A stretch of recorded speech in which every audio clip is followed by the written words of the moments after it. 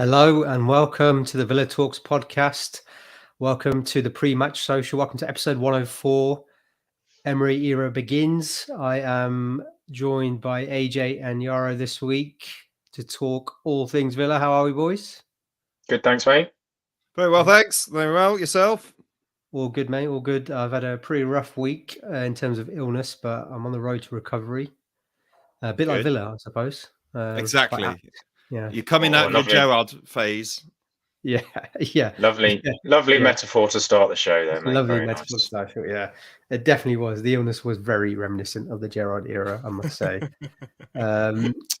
Just before we start, AJ, I have to big up your top there, mate. That is an absolute beauty. We're talking in honor of Hugo's birthday today. Hugo, yes.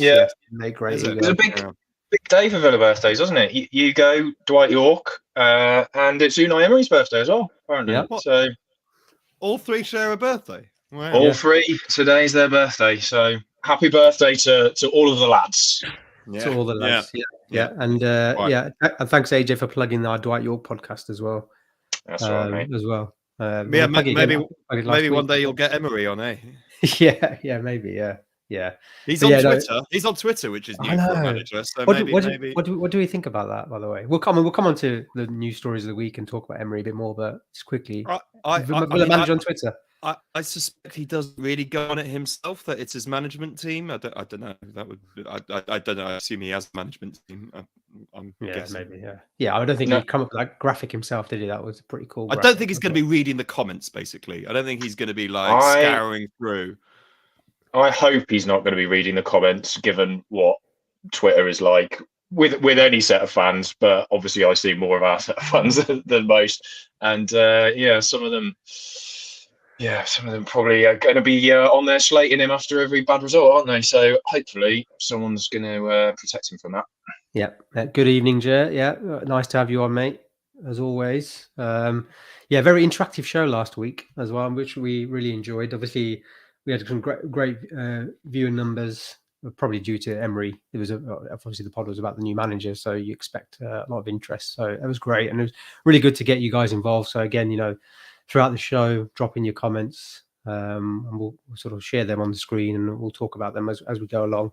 But before we start, so just in terms of the show, for those who haven't watched us before, listened to us before, we sort of have 4 or 5 things that we normally go through. So we do From the Stands of Villa Park, which is sort of news stories of the week, Hero and Villain of the Week, which normally ties in with our review of the last match, Vital Statistics, which is AJ's bag, goes through the stats of the upcoming game, which in this case is Man United at home, and then a bit of Villa Vault, which is a bit of trivia where we look back at a previous encounter between the two sides, in this case Man United and Villa, and answer some questions.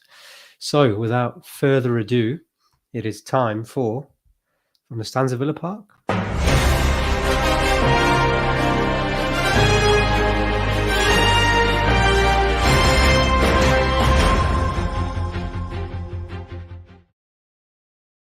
I did turn the volume down for that. It was better. It was better. It was better. It was definitely less deafening than it has been the last couple of weeks. Yeah. Fair enough. Yeah, we'll take that. From the Stands of Villa Park news stories, it feels like the same pod as last week. But obviously, Emery's arrived. John Percy's article confirmed that 8 of his backroom staff are joining him. 4.5-year contract, longest ever contract given to a Villa manager, apparently. Beating the previous record. Who was the previous record? Do you guys know? Remy Gard, 4 years. Yeah, that's right. Which is not the best. But we'll move that aside. Like, it doesn't really matter, does it? But whose idea was it to give? Oh. It's not a massive record to break, is it? 4 years seems like almost par for a manager, doesn't it? Yeah, like someone said in the chat, didn't they? When I saw the headline, I was like, "Oh God, what's it going to be?" And then when I actually clicked through, it was only 4.5 years, which isn't ridiculous. So I was thinking we might be in Pardew territory, which I then also went and looked up whether Pardew would still be in that contract, but it would have finished in 2020, so not quite, but not that far off. Not far off, really, at all. No. Yeah. And was it a £5.2 million compensation as well paid for Emery, and not a lot of fanfare really from Villa in terms of social media compared to what we did with Gerrard. And obviously, it was a big name. Perslow was front and centre and nowhere to be seen, apart from if you look in the background in pictures. Obviously, the main picture was with him and Nassif Suarez. And you know, everyone was sort of waiting with bated breath on the 1st of November for any sort of Villa admin posts, and nothing came up. And then obviously the next day we were expecting a barrage of pictures and videos, and there was, you know, there was a video of his first training session, which we'll talk about in a second. But very much it was like, let's get to work, was the message, which was quite interesting, wasn't it, lads? Yeah, I mean, I was gonna ask you about it, Omar, because I know obviously you've been quite outspoken on Perslow and things, and in particular, you're right, like the difference in the way the announcement was made, and the lack of talk about from the top, you know, the lack of you said the lack of fanfare. The lack of, I mean, it was quite amusing on Twitter the actual day that he started, because everyone was waiting around for stuff, and then it turned out his work permit wasn't coming through, so they couldn't really do anything without getting in trouble.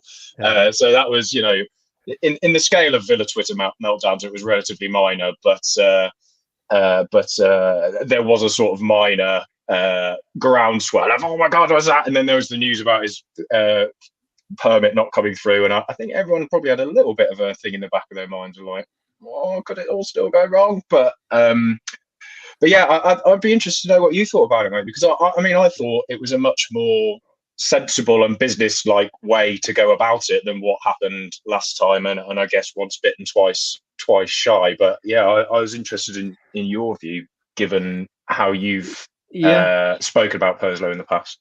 Yeah, I think it was really interesting, and I think there's a lot that can be read from it. Obviously, we don't know, but I think the fact that the picture tells its own story. Obviously, Nassif Suarez was heavily involved with this managerial appointment, and I genuinely get the feeling that Perslow was the main man previously with Gerrard.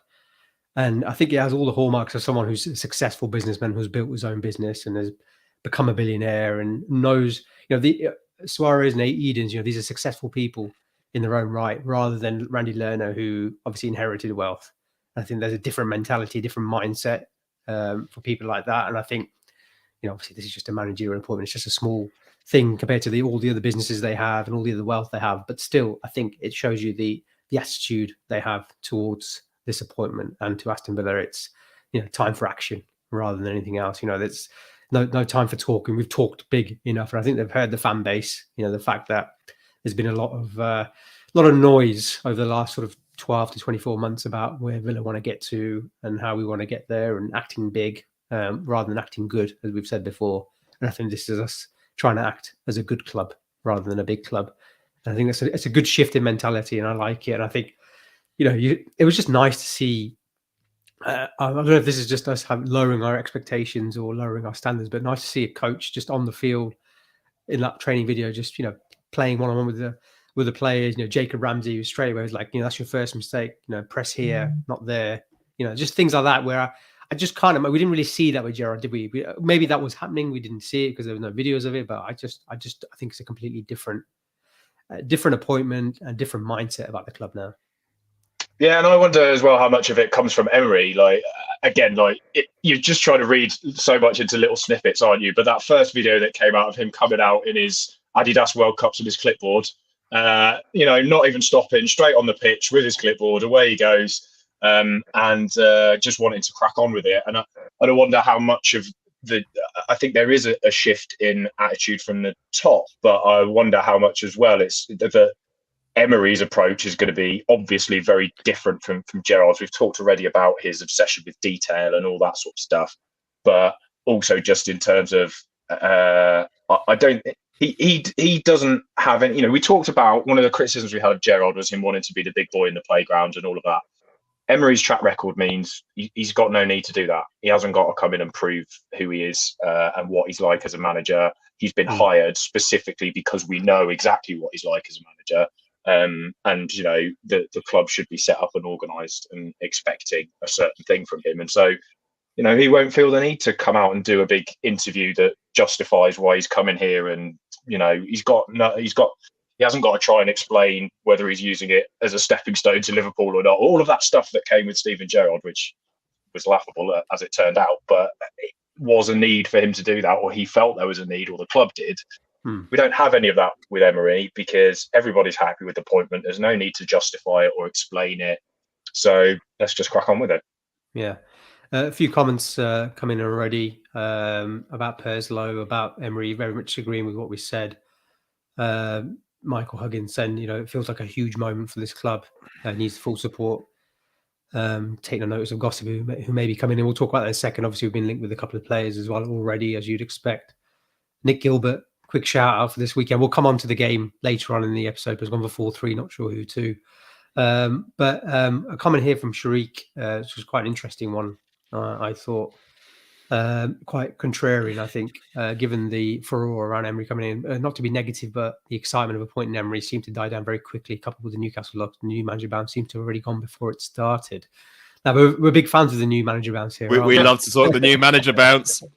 We can't already have lost the new manager bounce before we've even had the manager take charge of a game. Yeah, I mean, come on. I mean, was it Aaron Danks'? Didn't we get that with Brentford? Wasn't that the new? That was bounce? Well, caretaker manager gets a caretaker manager bounce, which everyone knows is smaller than a full-time manager bounce, right? So he had a one-game manager bounce. He had a microcosm career basically in his 2 games. 50%. Weirdly, a weird parallel with Kevin McDonald when he took over after O'Neill, because I don't know if you can remember the 3-0 against West Ham, Milne's last game. He ran the show in the middle of the park. Then we went to the same fixture away at Newcastle and there was that 6-0. Absolutely. I mean, at least this time, Danks didn't quite sink to those levels. I mean, it could have been 6. It should have probably. It could have been. Well, I switched off. I switched off at 4. So yeah, I'm not surprised to learn that. Yeah, I think I mentioned it into match of the day.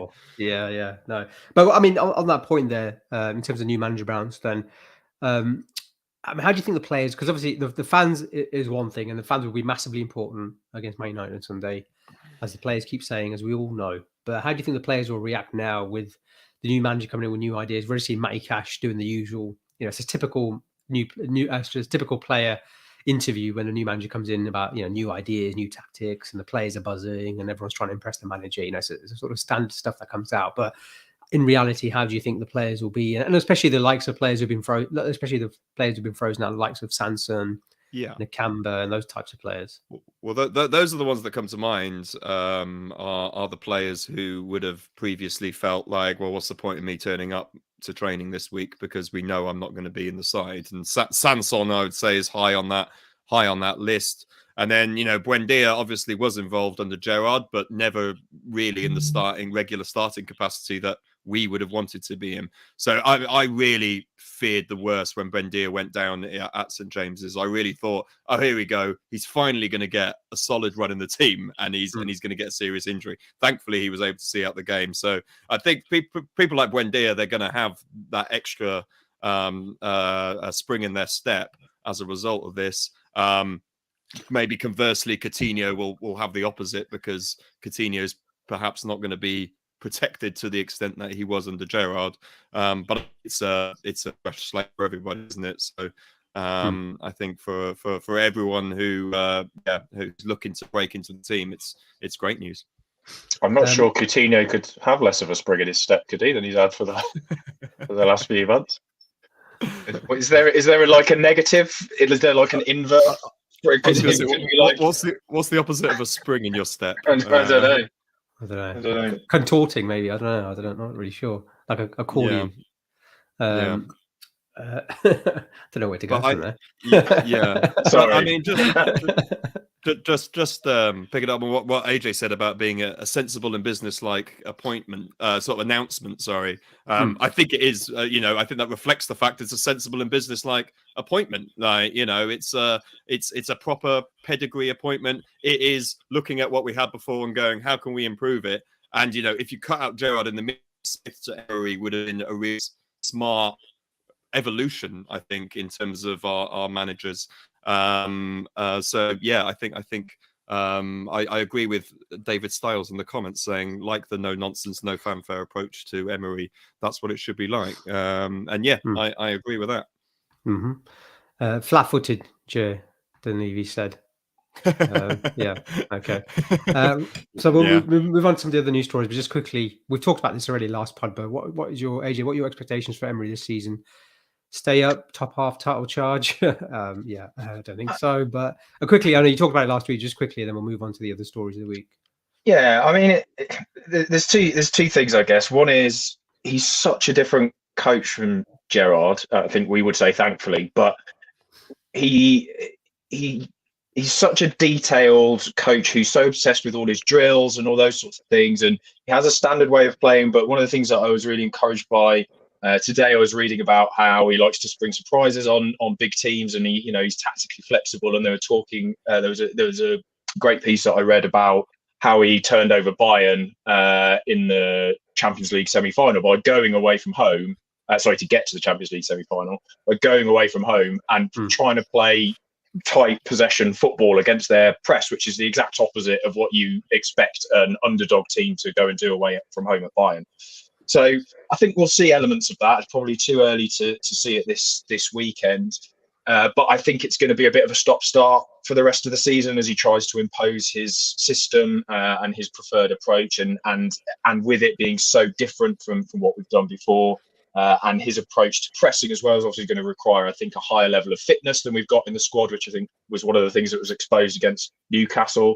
They had so much energy, and by the time the second half came, we just couldn't keep up.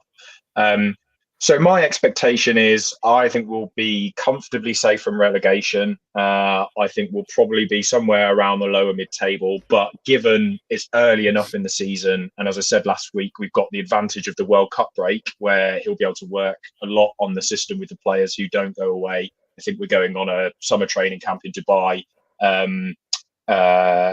during that period. I think that gives us an advantage, and you never know. That could mean we sneak into the top half or even higher.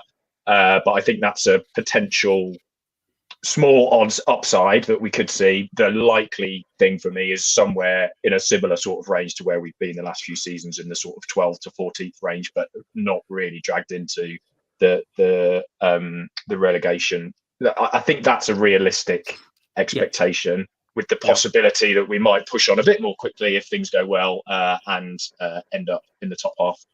Yeah, I think so. I think we're going to have to be patient, aren't we? I think with Gerrard, because he was unproven, he was a rookie at the end of the day. I think it was completely different, wasn't it, for the fan base? I think in terms of the level of patience we were willing to show him, plus obviously the kind of signings we were making as well, like Coutinho and Ings, etc. Whereas I think now. We know the record Unai Emery has. We know the pedigree he has. We're just going to have to learn as a fan base to be patient. I think it's going to take time. I think like the one thing from my point of view is what Brentford, the Brentford game, Danks's Danks's new manager bounce game. What that showed us, well, what that reminded me was, bloody hell, we have some good players. We have some. We have a squad. That is actually, certainly on the first 11 front, is actually pretty strong. Like, it certainly, it hasn't been molded into an effective team because I feel, we didn't have the right manager to do that over the last year. But just by selecting them in a system that made sense, suddenly Bailey, Buendia, and Ings, they certainly all of a sudden look like new players. And I guess there was also an element of the weight being lifted off their shoulders with Gerrard gone. There was definitely a kind of novelty factor to that game. But it shows you that we do have the players. So in terms of my expectations, I think we if we're in any way in the relegation battle, if we're in the last few weeks and there's still a chance of us going down, I'll be disappointed with the players we've got. With even with a new manager who's still betting in his ideas, I'll be disappointed if we're anywhere in that relegation mix. But like AJ, I will be delighted if we can get a sneak into the top 10. Otherwise, we're probably going to be occupying that lower mid-table bracket. Mm-hmm. So looking to January, then we've been linked with a couple of players. Nicholas Jackson from Villarreal, 21-year-old winger, and then Eden Hazard, which doesn't seem to make much sense to me. Maybe under Gerrard, it would have made sense. But I found an interesting tweet, Misha Miguel Villafan on Twitter, I'll try and share it now about the amount of times Emery assigned a player twice, which I thought was quite interesting. Hopefully I can get this up. Can you guys see that? Yeah. Yep. It said about Emery that he likes to sign players he's managed before. Apparently, he signed 19 players twice. Now, obviously, some of these players are probably a bit too old now, but interesting names there I thought probably pick out were the likes of Giovanni Lo Celso. There. Well, the Pole in me hones in on Krychowiak there. Krychowiak, Ever Benega for me as a former Football Manager player. Yeah. That was the other name I was going to say. Not that we're signing, but just I love him as a player. Get him in. Yeah. But what Misha's saying here is basically that when the papers link him to one of his old players, it's not them just being lazy journalists for once. He might actually sign one of his old players. Yeah, exactly. Yeah. I was actually in the car with a couple of Polish guys on Wednesday on the way to football, and we were talking about. I'll stop sharing that now. We were talking about the Polish national team, Mati Cash, and Jan Bednarek came up, and the amount of crap these guys gave to Jan Bednarek. Oh my god! Honestly, is he not popular among the Polish faithful? No, he was not. He was not. Christ. Apparently, he's slower than an oil tanker in terms of his turning circle. That wasn't the exact phrase used, but that's pretty much the gist of it. It was scathing. Yeah, it was scathing. Obviously, Lewandowski was God, but still, it's interesting. They love Matty Cash, though. They absolutely love it, and they were like, "Yeah, we'd love to go see him at Villa Park because I love him that much." But yeah, moving on. So yeah, few transfer rumors already started, but early days. Yeah, I guess we'll see. But you can see there with those links. With Eden Hazard has basically had the same career trajectory as Coutinho when we signed him, right? He was the dogs in the Premier League, then got big money La Liga transfer, and then has completely gone off the boil from that point onwards, right? And had a lot of injuries as well. A lot of injuries. Yeah. Right. Yeah. So I'd say no to that one, thanks. Same. Yeah, I would agree with that. And then other news stories, obviously, a lot of change in the backroom staff. Probably the biggest news was big cuts. Neil Cutler leaving the club. I saw Emi Martinez's Instagram post. Big shame, obviously. He's been it feels like he's been part of the furniture now for the last few years. Joining with under Dean Smith, an important part of Martinez's career as well. He's at Villa. They're obviously got a close relationship. But I don't know about you guys. I was quite surprised. I'm very fond of Big Cuts. He seems to be a nice guy, and he's been an important part. He loves the club. He obviously played at the club. I don't know if he actually played, but he was part of the sort of academy, wasn't he? But it seems quite weird. It's almost like someone's brothers died, or someone's really like a really close relatives died. Yeah, it feels really weird. The outpouring of love for him. I'm not saying it's wrong. I'm just saying I just didn't expect it. I don't pay a lot of attention to Villa social media, so I haven't seen that personally. But I know AJ in our WhatsApp group did say, well, Martinez has basically been getting more and more rubbish in the last year and a bit. I fully agree with that. It's been one of my biggest bugbears actually because of how much I loved Martinez in that first season. The phase where he was making howlers, he's kind of cut that out, but he's still not making the save. He's still commanding like he used to. So, I'm not going to mourn the loss of a goalkeeping coach, quite frankly, when our goalkeeper has been getting worse. Yeah, I think so. And AJ, it's expected, isn't it? If someone like Unai Emery comes in, we talk about his pedigree, talk about his career. He's going to have coaches he works with and people he trusts. He's going to want to bring in. I think it's probably related to what you were just saying about him signing players over and over again. If you're, I suppose twice is not over and over again, but bringing in the same players, because if you are a guy that is all about detail and method, it's really helpful to have people around you who understand that method already, so you don't have to start again from scratch, because otherwise it takes a long time to build that up. So. I think it makes sense. Yarek's right. I think Martinez was brilliant in his first season for us. Thought he was poor last season, and I think he's been patchy this season. So, as much as it seems Martinez really rates Cuts, and I think credits him with helping him become Argentina's number one. Great. but there's no doubt his form's fallen off, and so perhaps actually it will do him good to have a new goalkeeper coach in, and a whole wholesale change of our coaching staff. It seems, apart from Austin McPhee, who seems to be untouchable. Touchy, isn't he? He's gonna It's be all the the longest. set pieces we score. Yeah. To be fair, I think defensively our set pieces have been poor, but I think they have got better. Well, the Brentford game, we scored a pretty good one there, didn't we? Yeah, you can joke about Louise, us relying on David Luiz scoring from corners to get goals. But yeah, sorry, but actually, I always do that. But actually, there's a certain way you need to set up to make that work. It's not just about Louise hitting the cross in the corner, right? You've got to get the whole setup right to block the keeper off and all of that, and that's been effective. So yeah, it is a bit of a joke that literally everyone's got replaced except him, and we have been poor defensively from set pieces. But I do think we have seen some benefits from having a dedicated set piece coach. I feel like there's one like every 3 games or so where they do like a corner minute move that you're like, oh, that's one of McPhee's. That is, it never quite results in a goal, but you're like, oh, if that'd come off, McPhee would have been delighted. Yeah.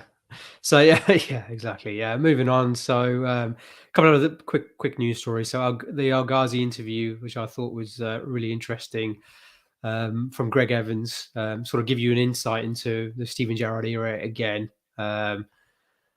Talking about how he didn't want to leave Villa, how difficult it was working under Gerrard as a winger, what happened at Everton, etc. But really showing his fondness for the club, and how much Villa means to him and how much he didn't want to leave. But that was quite clear. We've said it from sort of day dot, haven't we, that ultimately where we wanted to get to, he probably wasn't quite at the level, but at the same time, we haven't been at that level. So it doesn't really matter. But, again, showing you that Gerrard didn't want to play with wingers, and and El Ghazi is an out-and-out winger. A shame that obviously a player that we're all, I'm sure, very fond of. And then the last news story, AJ, do you want to cover this as the stuff about Hannah Hampton? Yeah, I just wanted to talk about this as much about how the media have covered it, really. So there's this situation with Hannah Hampton, obviously, where she's been dropped from the England team. They've talked about it being for personal reasons. The press have reported it being an issue with her attitude and said she's had attitude problems at age group football. She hasn't been involved for Villa. Carla Ward was a bit more circumspect. She basically said she was available, so she's not injured. She said something happened yesterday and we decided it was in the best interest of the team for her to stay at home.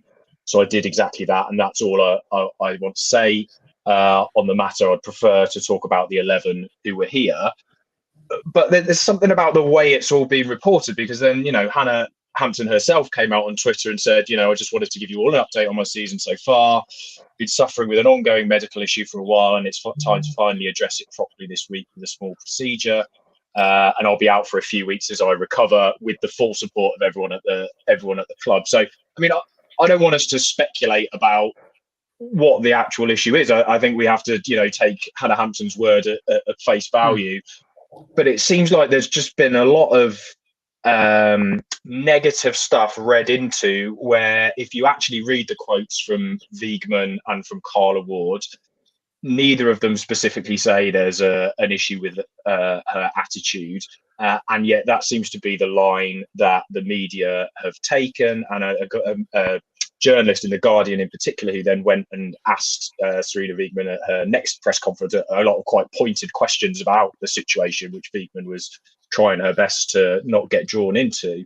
And I don't know, obviously we don't know what the situation is, and as I say, we shouldn't speculate, but I was just interested in what you guys felt about the story, the way it's been covered, and I don't know, like it feels like the Villa fans on Twitter in particular have been giving her a lot of sort of fairly unequivocal support, but there just seems something a bit not quite right about the coverage for me. Yeah, I've definitely seen more to it than what's been written. I think she was the standout player last year for us. I thought she was fantastic, and really stood out, and obviously getting into the England team, and then sort of fall from the top almost this year has been weird to see, and without knowing what's gone on. But the story's coming out, the way she's been dropped from the team, but then like you say, the differing stories coming out that sort of contradict each other. Yeah, I really don't know, and I think there definitely is more to it. I think we'll probably find out at some stage, but maybe not. And for the next few months at least, something will come out. But yeah, it's an interesting one. Obviously, Villa seem to be doing okay anyway without her for now, although not so much lately. But she's such an important. I think for our future, she's such an important player. To have an England international. You just, whatever issue there is, if there is an issue, you just need to. You need to be worked on behind the scenes and sorted out. There's too much. David Stiles here saying it exactly echoes my thoughts. Too much dirty washing being aired in public should have been worked on without the person. I completely agree. I think that it just needs to be managed better all around. There's a player at the end of the day here who's a young player. We're still very early on in her career and has achieved great things so far, but has plenty of years ahead of her. And I can't imagine it's been a nice experience for her. Right. So let's push on then. It's time for, Carl's not here. He's off to sunny Brazil. He's probably still in the air now, isn't he? I think. Yeah, he's off on his honeymoon. Off on his honeymoon. Yeah. So as soon as they elected a left-wing president, he was off out there, was he? Isn't it? Yeah. He's a bit worried that his honeymoon's going to be ruined by a military coup, which obviously I hope he's safe, but I would find it hilarious if there was a military coup while he was there. Yeah. Especially, he's quite an anxious man as well, so it's probably, even though it's not going to happen, probably the idea that it might is probably already ruining his honeymoon. So yeah, maybe he can. Bolsonaro to do it just for bants, Yeah, could you do a military coup just to wind up our mate? If he listens to just for a couple of days, maybe. Yeah, I don't think Bolsonaro listens to this podcast. I'm going to put it out there. We're too left wing for him, aren't we? Well, he's a blue nose, and he's a blue nose. Yeah, he's a blue nose. But anyway, so I'm going to do hero and villain of the week, and I'm going to try and think of it on the spot. So here it is. It's time for hero and villain.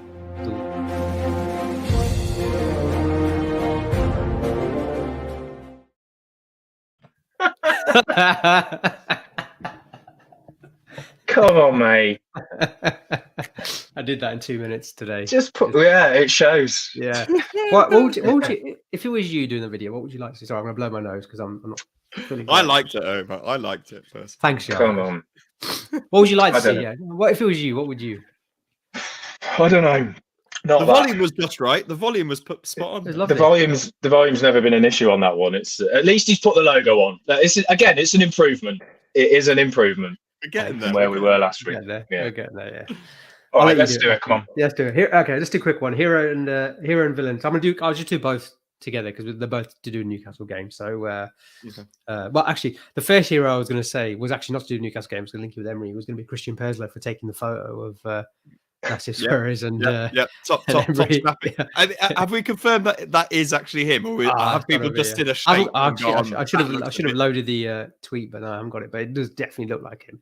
Anyway, someone of his height. It looks like his frame, but it's such a blurry, could be anyone kind of thing. You're right, but I choose to assume it is him. Yeah, it's a much better story if it is him. The fact that he's gone from trumpeting last appointment to take a photo of new one. But my hero of the week is going to be the Villa fans, away fans, for going to Newcastle and having to witness that awful display. Well, second half display especially, but they were there. Getting up the stairs in the first place. Getting up the stairs. That was a big one. I've never been to Newcastle away. I've been to Newcastle plenty of times. I've never been to Newcastle away. I'd love to go there, but the stairs do put me off. And it just, looking at the view, I do think, like, what's the point of going to Newcastle away? Because you can barely see the players. It's that high up. But yeah, the Villa fan. Remember that tweet a couple of years ago, and it was a guy trying to recreate it by sitting at the top of his stairs with a 12-inch telly at the bottom of the stairs and going recreating Newcastle away. Genius. Yeah. Genius, yeah. So that's my hero and my villain of the week. Oh God, who's it going to be? Totally forgot now. Okay. My villain of the week is Jack Grealish. What? Can you guess why? What's he done now? Because Almiron scored and Grealish motivated Almiron when he said yes. Yeah. Fuck's sake, Jack. Yeah. Seriously, mate. You're haunting us. even now. I do feel like this narrative slightly detracts away from Almiron as a professional footballer who wants to improve. It's like, you're only good because Grealish slagged you off. But did you just to add to that as well? Did you see Bruno Guimarães' tweet today, which I thought was really nice, but also a bit condescending? He was like, because they're all Bruno Guimarães, Almiron, and I can't remember the Newcastle player, maybe Trippier, or someone else. I can't remember. Oh, Joe Linton, I can't remember. Anyway, they're up for Player of the Month, Premier League Player of the Month. And Guimarães put a tweet out saying, "We're all up for Player of the Month. Please vote for Miguel Almiron. He's living his dream," or something like that. Basically, his dream of being nominated for Player of the Month. Yeah, basically saying, we're this will happen to us again. This will exactly. The rest of us are going to go on to bigger things. Yeah, Almiron, this is his. Yeah, but Almiron really, AJ tore us a new one in the second half, especially. And actually, he did, especially a new one in the second half. He did, and I was looking at the average positions earlier today, and Ashley Young was almost like Cancelo type position, where he was basically playing really narrow in the midfield. Yeah, but so it's no surprise that he was so exposed down the right, because Ashley Young was basically playing as a holding midfield player. So yeah, I mean, we've all been very we've all been given a lot of praise to Ashley Young over the last couple of weeks. I saw you on the Villa View, Omar, last week, basically before the game, saying he's pretty much the first name on the team sheet at the moment. But he is 37. We've talked about the fitness. We talked about how they exposed us in the second half. I thought in the first half we did okay, certainly for the first 40 minutes before we conceded. I thought we did okay. It didn't create any massively great chances, but we were getting in their box. All three of our three shots that we managed were in the first 29 minutes. I felt that we were doing okay, but I felt all through the game, Newcastle just had an incredible energy about them. Their press was excellent. We've always struggled on the press. And then as soon as we went a goal behind, that mentality issue that we've talked about lots of times before on the podcast, just, it seemed like as soon as we went 1-0 behind, basically, that was it. And we were pretty much not in the game from that point onwards. We didn't have another shot for the rest of the game. We gave the ball away all over the place, which and I'd said to you guys on the WhatsApp in the first half, actually, a bit like against Brentford, the double pivot was making a massive difference, and we didn't look as exposed on the transition as we had done basically throughout Gerrard's tenure. But then that completely went out the window in the second half, and the structure broke down. And they moved the ball quickly, they switched it quickly, and it was the same problems we had with that under Gerrard. And we were just wide open on the transition, and they exposed us over and over again. And so, yeah, it just showed what a big job there is for Emery to do. We only completed 72% of our passes in the game, which again, Omar, if you remember a few months ago, spent 10-15 minutes talking about John McGinn having a 75% pass completion rate and whether that was good enough. The whole team only completed 72% of their passes. 3 players had a pass completion rate of 60% or less. Do you want to guess who they were? Bailey. One. Yeah, Leon Bailey. Bailey, because I mentioned him in the chat. Guess what Bailey's was? Oh, 53. 50. Less than 50%. 46% pass completion for Bailey. So bad. I thought Bailey was really good first half. I thought he was a real threat. But yeah, second half. And he's not in the side for his. He's not in the side for his passing, is he? He's not in there. Eddie, do you know what? Possession. I agree with you. I agree with 46 is atrocious. I agree with you, but also, do you remember when we signed him? We were talking about how one of the main reasons why we signed him was his ability to retain the ball in the final third. Do you remember we were talking about that, and how Dean Smith and the team were really concerned about how badly our wingers were, Ghazi, Trezeguet, Traore, at holding onto the ball in the final third, and Leon Bailey and Buendia, they were brought in to retain the ball. So, what's happening there? And I think, Yara, I mean, what were your thoughts on the game? That you're looking at there. Oh, sorry, do you want to mention the other two players who? Ings and Watkins were the other two. So again, right. our ability to retain the ball in the final third is. There we go. To be fair to Buendia, he had our highest pass completion rate, 87%, and he also played 5 passes into the final third, which is more than anyone else in the team. And I think most people felt like Buendia had a pretty poor game. Yeah. In fact, all 3 of our 3 shots were Buendia shots as well. Of course, there probably should have been another one for Watkins when he completely fluffed his lines and air kicked it. But for all, I think we felt like Buendia didn't do as much as we would hope for a game in which he started. Actually, if you look at the stats, he was still probably our most influential player. His passing was more adventurous than everyone else and more accurate than everyone else. Right? That's pretty remarkable. Yara, your thoughts on the game before you mentally tuned out at 4-0? I didn't mentally tune out. I physically tuned out. Oh, right. I mentally tuned out. Yeah. No, I shut. I mean, I just about got my stream working properly by the time the 4th goal, and then I'm gonna sod this. No, I mean, my thoughts on the game are that it looked like Newcastle were a team streets ahead of us, which is kind of frustrating because they shouldn't be. Even though they have more money than us, they haven't had 10 transfer windows to spend that money in. They haven't exactly outspent us to an insane degree, and yet they look like a team that has had their shit together for a much longer period of time than we have, and obviously we're in a managerial transition, so that makes sense, but it's just frustrating. It's frustrating from a club comparison point of view. Why are we so far behind when really, and it's down to a bad appointment, obviously. Well, that's certainly what the major factor.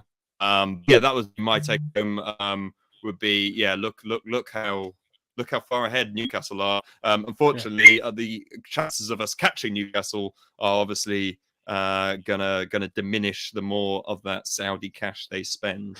But that was the main thing for me is it's just the it's been said many times, but what an impressive job Eddie Howe has done. Was there ever a point where we could have hired Howe? Was that a thing at some point? Yeah, he was when we got Gerrard. Yeah, he was available when we got Gerrard. Yeah. That's an interesting sliding doors kind of. I mean, shows you the value of good coaching, doesn't it, AJ? Yeah, and I think what's really interesting with Howe is I think we discussed him at the time as a available option, and my concern was he played very nice football at Bournemouth, but defensively he never seemed to be able to find a combination that allowed him to play progressive football and also defend, which a bit like was the criticism we had of Dean Smith to a degree, that he could do one or the other, but perhaps not crack doing both. But actually now Newcastle, I think, have got the best defensive record in the league. I think obviously with the right players, he has been able to do that. And bar those first early couple of chances, we just didn't lay a glove on him at all. So he's got his team set up to create chances. He's got players who can take those chances, but he's also got a good balance where they don't give much away either. So I am certain that if we'd hired Howe, even if we'd made exactly the same signings that we've made, we would be significantly ahead of where Steven Gerrard has left us. But having said that, I would I'm obviously delighted to have Emery here, and he's got just as much potential to do with us what Howe has done with Newcastle, I think, which is what Aaron is saying there. Yeah, there you go. Yeah. The other thing that I would say about the Newcastle game is it didn't really surprise me that we were on the receiving end of a bit of a battering, because the Brentford game had that. The old manager's gone. The king is dead. The weight has been lifted off our shoulders. Everyone go out and play with freedom, which is great for that one fixture against Brentford that really suited that. Newcastle did not suit that kind of go out and play with freedom and play with abandon. It was the fixture that required a much more sophisticated approach. It required a lot more tactical nous. And it doesn't surprise me that Danks fell a bit short there, because at the end of the day, he's just this caretaker bloke who just had these couple of games. So yeah, it didn't surprise me so much that the mini new manager bounce came unstuck. I mean, he before the game, he was talking about how we'd have to change our style slightly against Newcastle away from home. So it was pointing towards being a bit more defensive. And we again started with the 4-2-3-1 with Louise and Dendoncker. And like we said in the first half, we did fairly well. And apart from the penalty at the end of the first half, it wasn't much else to worry about, apart from sort of the fumble attempt by Martinez and obviously getting knocked in the head by Mings. Well, that's another interesting thing. This whole concussion. Why did we leave him on? Situation. But they did sort that out. I don't know. It needs to be an independent person that comes on and assesses them. They need to just come off straight away, make that substitution. They should not be. If someone getting pummeled that hard with the knee. Because the commentators always seem to imply that if they know what day it is and they know where they are, they're allowed to continue. And I don't know what the protocols actually are, so I don't know how true that is. But it kind of, Martinez didn't look right when he was back up. I was really surprised when he played on and not surprised when he went back down again 6 minutes later. So yeah, strange one. I just think we as a club have a really bad record of thinking our players are fine to continue when they're not. I remember Mings Diego Carlos getting his ankle snapped. And Mings getting done by Vardy the one time where he was he'd pulled up and then tried to run it off and he couldn't run it off and Vardy took advantage and scored. Like, we just need to accept sometimes. No, he's injured. Make the sub. David Starr saying full Emery Villa interview has just been published. Obviously, read that post the podcast. Don't switch us off to read it. Sorry, I imagine it's a video. So I agree with that. I thought we were fairly good in the first half. Actually, I thought we played well, and I was quite hopeful. But the two things that stuck out for me, AJ's already covered, is the mentality after going a goal down, and as soon as you go a goal down with this team anyway, you just know there's no coming back. And then the lack especially away from home. I mean, when was we just don't win games away from home these days, do we? Have we come back from winning positions this season, Stato? Come back from losing positions. Sorry, come back from winning. Yes, losing positions. We've come back to draw, obviously, against Man City, but I don't think we won a game, have we? Yeah, I think we won a game. The last away game we won, I think it was probably Burnley, wasn't it? Away last year. Yeah, it was a while ago. 3-1. I can't remember anything else. But yeah, the fitness thing is a big one, isn't it? That is basic football, isn't it? Fitness, which we talked about the game before. We didn't go into too much, but I talked about it on Villa View, and everyone knows Newcastle. They do well because they press and counter press so well. They don't create chances because they play through teams. They create chances because they win the ball high up, or they use their wingers and forwards to get in behind the fullbacks and sort of create from there. A bit like we used to do in the Dean Smith, and we all knew that was going to happen, and that's exactly what they did to us in the second half. But we just didn't have anything. We'd have no answers for it really, which was the frustrating thing. But yeah, it is what it is. The game's gone now, and we move on. So we're going to move on to the Man United game now, coming up on Sunday. Is it at 2 o'clock? Yep. I think Sunday 2 o'clock. Yeah. Yeah, Sunday 2 o'clock. So we're going to talk about that now, and we're going to be doing some vital statistics. I've just realised the video isn't loaded. Oh, I was going to put it on. I'm going to load it up, but. Well, while you do that, can I just call out Michael Huggins there in the comments, who's saying if we get to a cup final, he'll cycle to Wembley. I'll do that with you. I'll do that with you, Michael. Oh, right. There we go. Oh, I missed that. Oh, that's great, Michael. Loves that. He said it again, so presumably he's done it before, Michael Huggins. Yeah. But I'll be up for that, mate. Yeah, AJ's there. I'll do it with you. He doesn't live in North London. He doesn't live in North London, right? Yeah. Lives in Norwood. Yeah. No, Where'd you leave your bike though, Michael? That's my concern. Wembley's not the sort of area I'd like to leave my bike lying around. But, all right. Oh God, it's a lovely place, mate. But it's also it's a lovely bike. So. Yeah, true. Mine's a crappy bike, so it'll be all right. I won't be able to keep up with you, so I don't know why I said I'll do it. But I'll do it with you anyway. I don't know what Michael Huggins' pace is, to be fair. Yeah. Yeah. What's the picture? I'll say it now, lads. If we get to Wembley, I'll get the tube there. Yeah. Yeah. All right, mate. So here it is. It's time for vital statistics. Vital statistics, ladies. Vital statistics. Our last day. Vital statistics. What will the stats say? Right, AJ, to you. Yeah. Well, Fucking Villa v United statistics. It's going to be. it's so depressing, and we've done it so many times that I was trying to look at some more interesting ways of looking at how terrible our record is against United. Do you know how many times we've beaten United at home in the entire Premier League era? Twice. Twice. In the league, In yeah. the league. Yeah, in the league. Yeah, Only 94 and 96 or something, isn't it? Or something. 92 and 95, mate. Yeah. Right, So right. the last time we won at home against United in the league was 1995. So, Yeah. do you know how many times we have beaten them at home since we won the league in 1981? Guess. 4 times. Bit better, mate. 5 times. 5 times. And we didn't even beat them in the league in the season we won the league either. Really? No, we didn't beat them in that season. Our aggregate score in all games, home and away in the Premier League, they've got 99 and we've got 34. Oh, So 3 times as many goals, pretty much, than us. I think I'm getting more ill as this pod's going on because of this Man Utd game. But wouldn't it be nice if we could deny them that 100th goal, keep a clean sheet, That'd be no 100th goal in the Premier League against Villa, because no doubt whoever's commentating will have that stat lined up.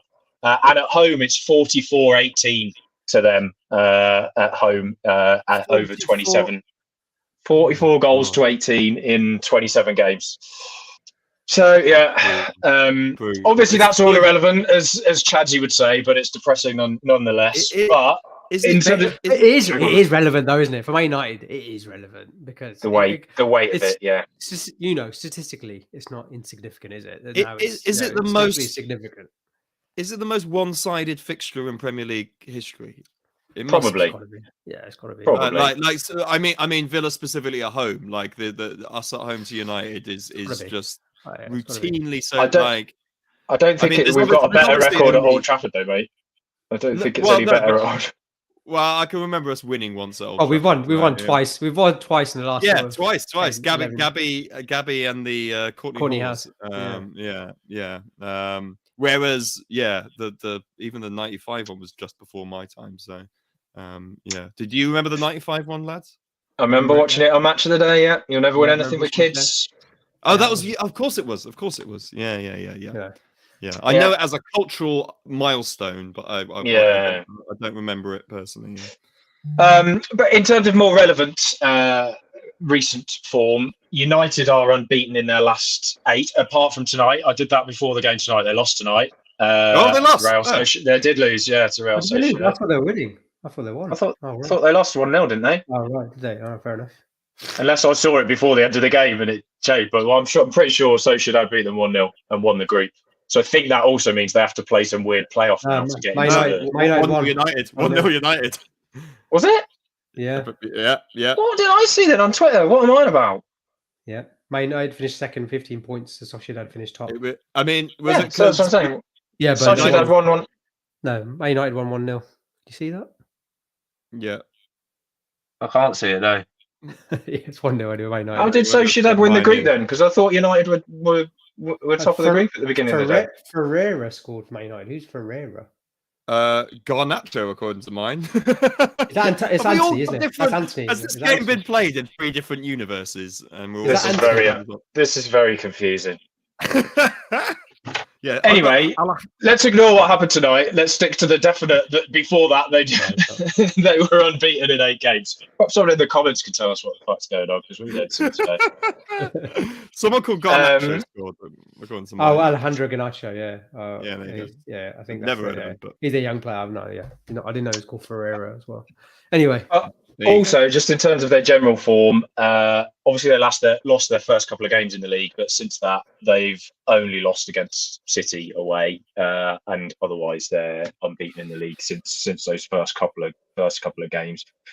So they're in pretty decent form. I did ask a mate of mine who's a United fan how he was feeling about them. He said they're much better than last year. All of their signings have improved us. Really rates Martinez. He says if he was 5 inches taller, he'd be the perfect centre half. But because he reads the game so well, his height hasn't really been an issue for them so far this season. Their midfield is much better at passing the ball than they have been in recent seasons as well. The problem for them is up front. So they've got a choice between old man Ronaldo, as he described him, Martial, who's injured. So they have been playing Rashford up front.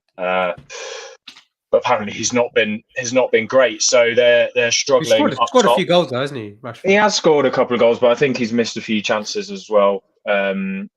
So they've got also Fernandez is suspended for the game against us, so won't get his nailed on Cheek's penalty.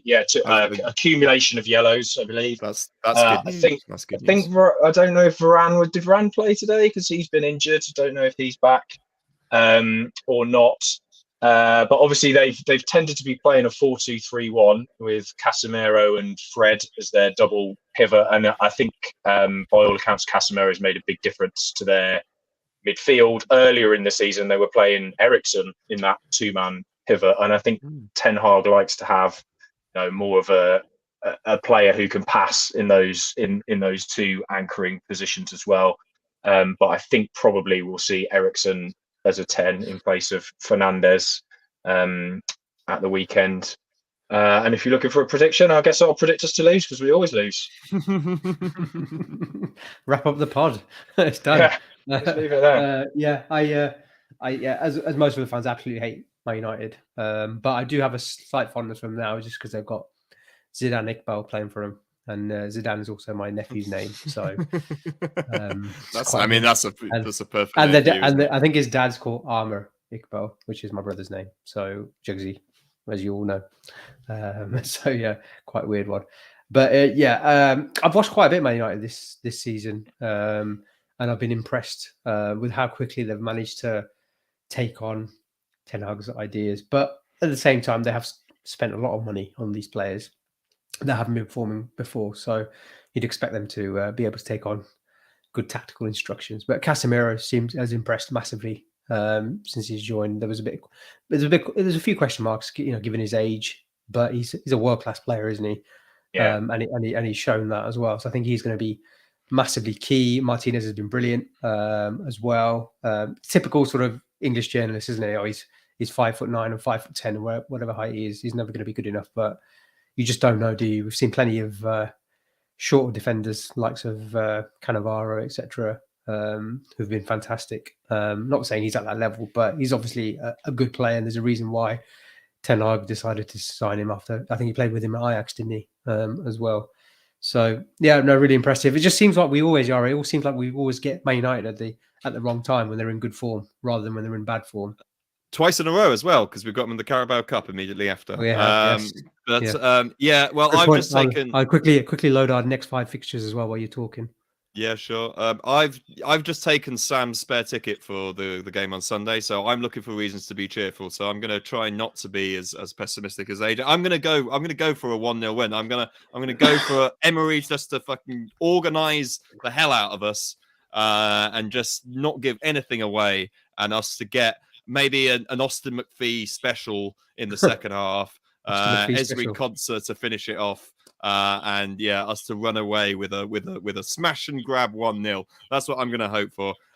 Aside from just a general vague sense of wanting to be optimistic, I can't really see many reasons for us to be optimistic. I can't really spot the weaknesses in United's system that we're going to exploit, to be honest. But it happens occasionally. And first manager his first game in the hot seat, it could happen. So yeah, let's go 1-0.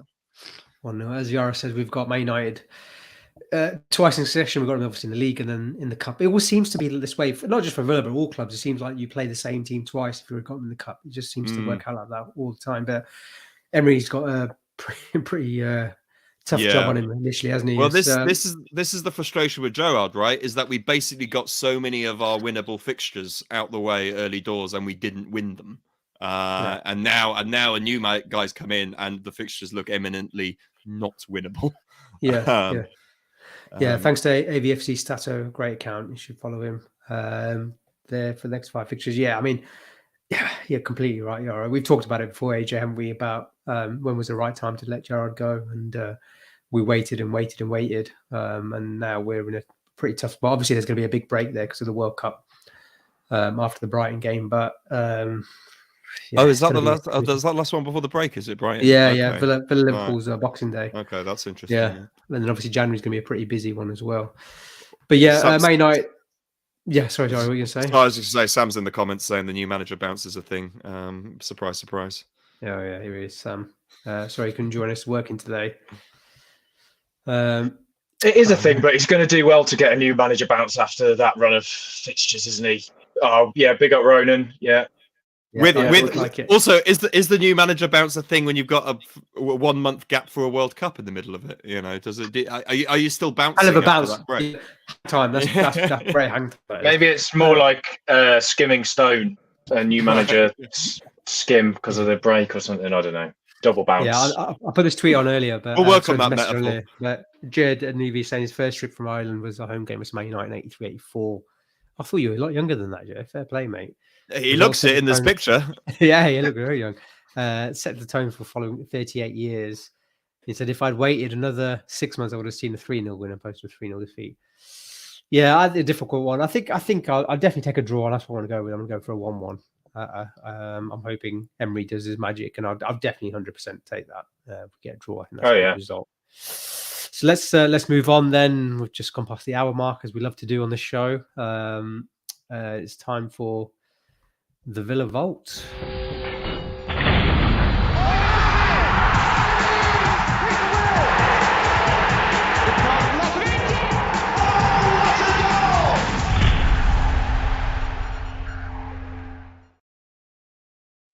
AJ, that's you're the man. That one. That's quite good. Well, I nicked he stole that though. Okay. Yeah, I didn't do that. I was thinking, did I make that? Yeah. I have no video editing skills. He put the caption on the front that said the Villa Vault, mate. So in a way, he made it. And I got that nice little cost resolved. What have you stolen that from another Villa podcast that does the same thing? No, from the official website, AVFC website. Okay. They used to do a Villa Vault, and that's where I nicked the name from as well. I see. Okay. The whole thing's stolen. Just recycling opinions and all of that. It's fine. We're all the same. Right. Well, we did. You'll never win anything with kids on the Vault before, I believe. I think Sam did one. So I thought I'd go for our only other win in the Premier League era. So it's a win. 7th of November 1992. Villa at home to Manchester United. Ron Atkinson, the manager for us, of course, pretty fresh from leaving United as well, not that long before. And Alex Ferguson, obviously the United manager. What do we think was the result? Convincing win from us, or? This is the season before I really started watching, and this is the season we finished second, isn't it? Yeah. I think maybe 2-1. 2-0. No. 1-0 it was. 1-0. Okay. 1-0. So it's going to be like this Sunday coming up. Yeah. He was the goal scorer. Was it Steve Staunton? No. He was in the team though. He was in the team. So you got one for the team. I think I'm thinking the away game for that. Who was it? I think I know this one. Saunders in the team at that point? Saunders was in the team, but he didn't score. Okay. Name another early 90s striker for Villa, Atkinson. And you've got it. Yeah, Ian Atkinson. Yeah, Jez got it in the comments there as well, 12 minutes in. So, can you name the team? You've already got Atkinson, Saunders, and Staunton as people you've mentioned. McGrath. Looks like a 4-4. Oh, no, 3 at the back by the looks of it. Oh, it depends where Staunton's played. McGrath. McGrath's in, yeah. Teal, yeah. Spink. Spink was the keeper, yeah. You've got Barrett. You've got two Barrett, fullbacks. yeah, Earl Barrett. And another fullback you're missing, a left back potentially. So I think Staunton was, looking at it, Staunton was probably playing left midfield. Who would have been the left back? God, It's before Alan Wright's time, isn't it? It's before, well before that.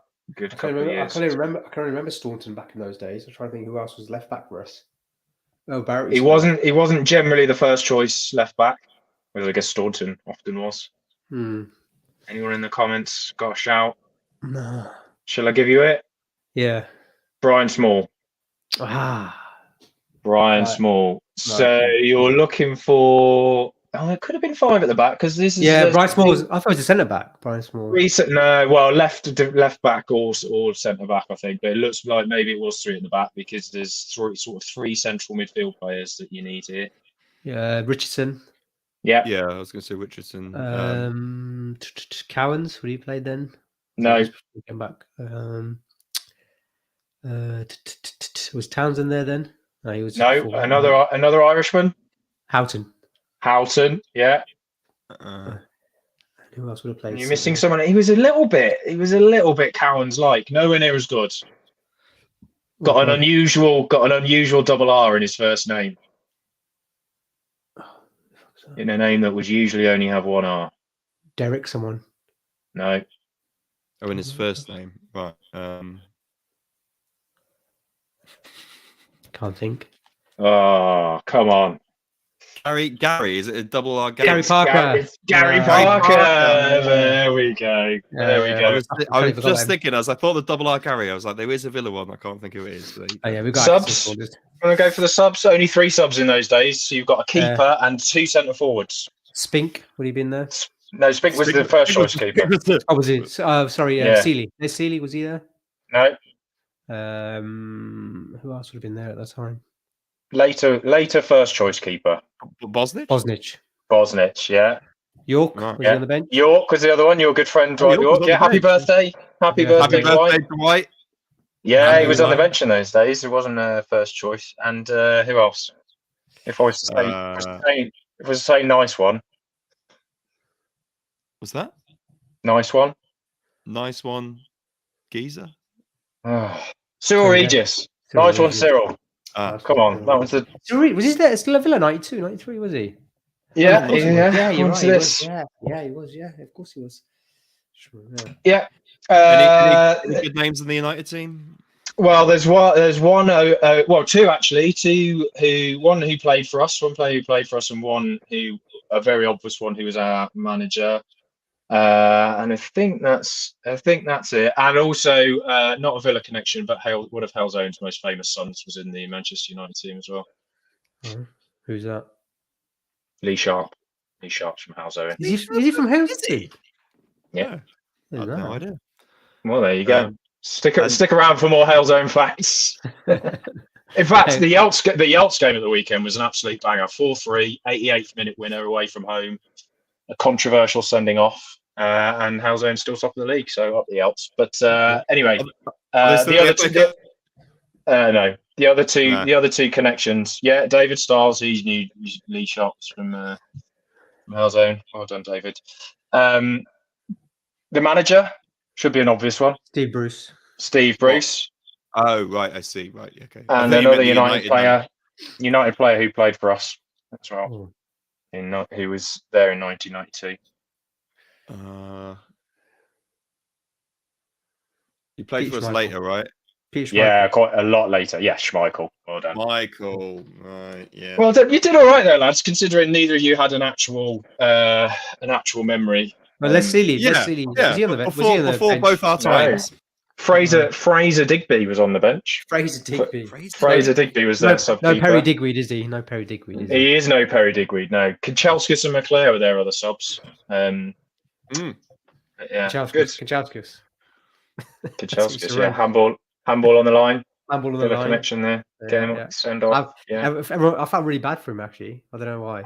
I didn't. I was only 7-8 years old at the time, but no. Yeah, I was delighted. I was there. Were you there for that one? I was no. I was there. It was before I started going routinely, and my dad's not really a football fan, but it was the Coca-Cola Cup in those days, and my cousin won 2 tickets. literally on a can of Coca-Cola, and he wasn't a football Really? fan. So he sold us 2 tickets for, I think, 20 quid for both. Wow. And they were literally right by the steps. So Wow, that's amazing. Amazing. yeah. That's Pretty awesome. good, huh? That's I've a great lucked out story. on that one. Yeah. You don't get Wow. that with Carabao, do you? No. I don't know. I've never Or the had a can of Worthington Carabao. Cup. I don't even know what Carabao is. It's an energy no. drink.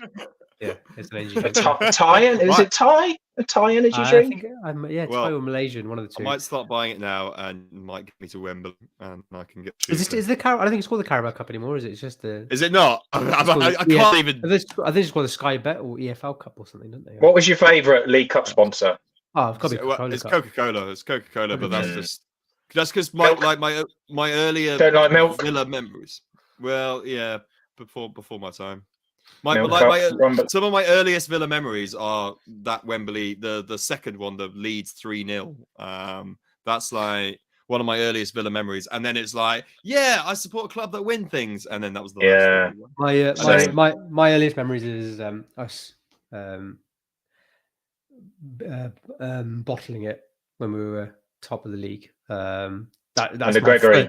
Under Ron Atkinson. When we lost, Okay. I think we lost like 3 of the last 5 or something, wasn't it? Or something stupid like that. Yeah. That was when I first started watching football. And then the League Cup, I remember that vividly. The 94 when we beat Man United, and sitting there with my dad. Jugsy, who's only like a year younger than me, does not remember it at all. But I remember it every night, minute by minute. Yeah, that was great. Great time to be a Villa fan, wasn't it?